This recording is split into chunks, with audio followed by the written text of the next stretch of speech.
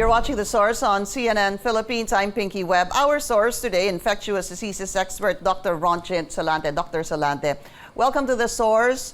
Also good to see you, sir. I'll start already. The WHO ended its global health emergency on COVID-19. What does this mean, and what is the actual effect of such a declaration? Okay, so there are parameters, Pinky, when they declared or when they lifted the public health emergency.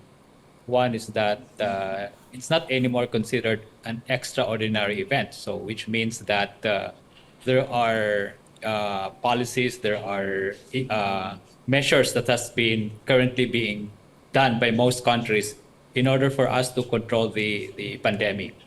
And second, it's not causing much public health risk of international concern because most of the people now in most countries are already vaccinated, and a lot of countries has attained a very good population immunity. And I think those are the important things that declaring it basically because of the decrease in the number of those who are dying already. You know, there's a significant number of those that are not dying anymore, decline in death and decline in hospitalization. But let's say, for example, the case here in the Philippines, as I'm sure in other countries as well, is COVID isn't gone. Here in the country, we've actually been seeing a rise in the cases here. So how does the public actually react? How do we react to this kind of declaration that the global health emergency has ended? How are we supposed to understand it?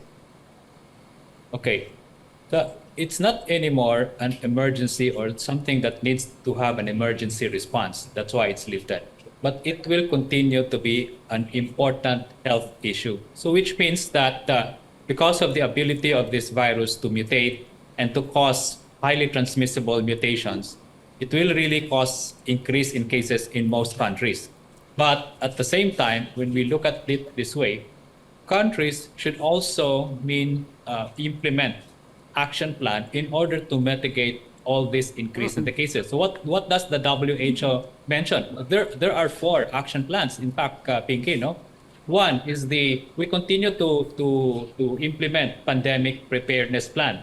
We continue to equip our healthcare facilities with diagnostics, with countermeasures like available drugs in order for us to prevent the vulnerable population to die.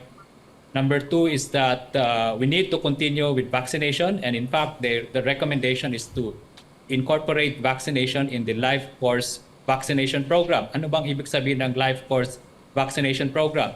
So meaning, Dr. Solante,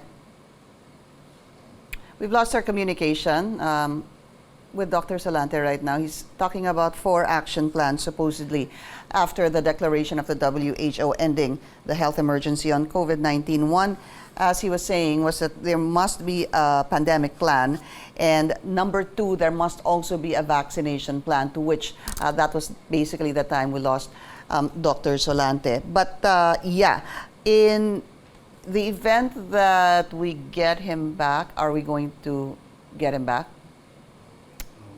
It doesn't seem like it.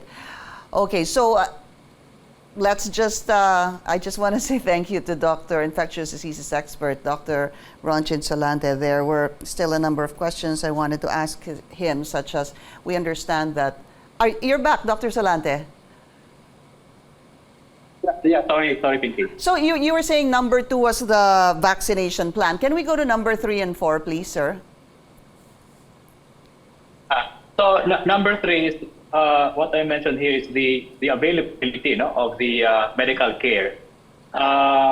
Preparedness of this pandemic entails us to prepare also the healthcare facility. So in any event that there will be increase in the cases, facilities should also be ready to administer medical care. And then the number 4 is availability of these countermeasures like vaccine, antiviral agents, and diagnostic tests. So these are things that the government should also make sure that despite the lifting of the emergency response, all of these measures, all of these plans should also be still with us. They have to be in place. But, the question is, I spoke to OIC Maria Rosario Vergere about a week ago, and she said that we were expecting donated bivalent vaccines that should arrive by the end of May. With this ending of the public health emergency, can countries such as the Philippines still accept donations on vaccines? Well, ang donation naman, hindi naman yan hanggang doon lang sa during the time of the emergency response, because this donation can still be available even after the response. Okay. May mga surplus ng mga vaccines ng COVAX facility, pwede pa rin nilang i-donate. But I would like to make a comment on that, Pinky. I don't think we need to really depend now on donation. Kailangan maglaan talaga ng budget ang government natin in terms of how are we going to incorporate COVID-19 vaccination doon sa vaccination recommendations natin, yung regular vaccination program. Yeah, our vaccination campaign. In other words, you're saying that at some point really, this is something, ganun ho ba, Dr. Roger? I have 30 seconds left na gawin itong, treat it like the seasonal flu, ganun ho ba? Yes, that's the point there, because we need to consider this as another health issue, just like pneumonia, just like influenza or tuberculosis. So that's how the direction should be when we will be dealing with this COVID-19 infection. Infectious diseases expert, Dr. Rontgene Solante. Sir, thank you so much for your time. Thank you and good morning. And thank you for joining us here on The Source. I'm Pinky Webb. You're watching CNN Philippines.